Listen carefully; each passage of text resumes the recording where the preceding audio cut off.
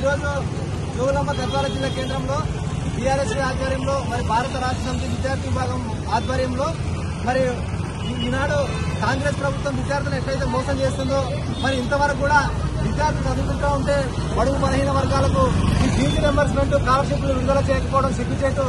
మరి ఈ దుర్మార్గమైన ప్రభుత్వం మరి విద్యార్థులను వెంటాడుతుంది, మరి విద్యార్థుల గోసాలను మరి ముందుకు తీసుకొస్తుంది.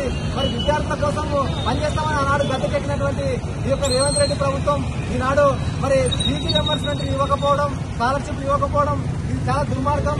ప్రభుత్వం వచ్చి 20 నెలలు అయితే కూడా ఇవాళ విద్యార్థులకు ఫీజు రియంబర్స్మెంట్ ఇచ్చే పరిస్థితి లేదు. ఇవాళ ఫీజు రియంబర్స్మెంట్ రాక బడుగు బలహీన వర్గాలు ఎస్సీ ఎస్టీ బీసీ మైనార్టీల విద్యార్థులు ఇవాళ కాలేజీలో ప్రైవేట్ కాలేజీలలో మరి టీసీలు కానీ బోనఫైడ్స్ కానీ మెమోలు కానీ తీసుకోలేని పరిస్థితి. కాలేజీలో కాడికి పోతే వాళ్ళేమో మీకు ఫీజు రియంబర్స్మెంట్ రాదా, లేకపోతే ఫీజు కడతారా, లేకపోతే ఫీజు రియంబర్స్మెంట్ వస్తే సర్టిఫికేట్ ఇస్తాం, లేకపోతే ఫీజు కట్టి తీసుకుపోవాలని మరి మోసం చేస్తా ఉన్నారు, బెదిరిస్తా ఉన్నారు. మరి ప్రభుత్వం ఇప్పటికైనా కన్ను తెచ్చాలి. ఎందుకంటే ఈ బడుగు బలహీన వర్గాలు చదువుకునే విద్యార్థుల పట్ల వివక్ష విడనాడి తక్షణమే విద్యార్థులకు ఫీజు రియంబర్స్మెంట్ విడుదల చేయాలి. ఈ రాష్ట్రంలో దాదాపు 8,000 కోట్ల ఫీజు రియంబర్స్మెంట్ స్కాలర్షిప్ బకాయిలు ఉన్నాయి. మరి అదేవిధంగా 13 లక్షల మంది విద్యార్థులు ఉన్నారు.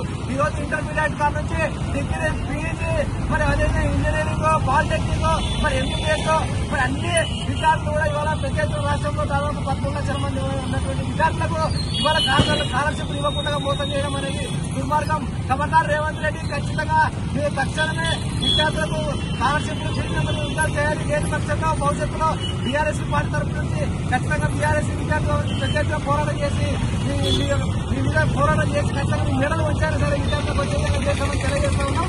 అదేవిధంగా మీరు ఇచ్చిన హామీలు ఏమైతే ఉందో విద్యార్థులకు మరి 5 లక్షల విద్యా భరోసా కార్డు ఇస్తామని చెప్పినారు, అది లేదు. మరి అదే విద్యారంగానికి 15% పెడతామని చెప్పినారు, అది లేదు.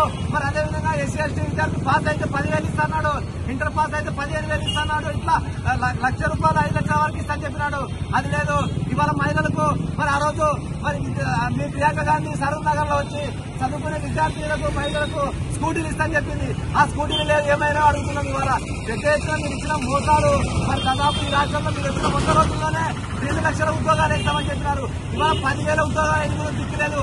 ఆనాడు కేసీఆర్ గారి ప్రభుత్వంలో ఎగ్జామ్ పెట్టి అన్ని పెట్టి మీరు వచ్చి నియామక పత్రాలు ఇచ్చినారు. మరి ఓన్లీ నియామక పత్రాలు ఇచ్చినటువంటి మీరు ఇవాళ మేము 50,000 ఉద్యోగాలు ఇచ్చామని చెప్పుకోవడం సిగ్గుచేటు. ఓన్లీ నియామక పత్రాల ముఖ్యమంత్రి రేవంత్ రెడ్డి మీకు చెప్పుకునే అర్హత లేదు. ఈ రాష్ట్రంలో మరి విద్యార్థులను బోధ చేస్తున్నావు. మరి గురుకులాలు అయితే చాలా ఇబ్బందికరంగా ఉంది.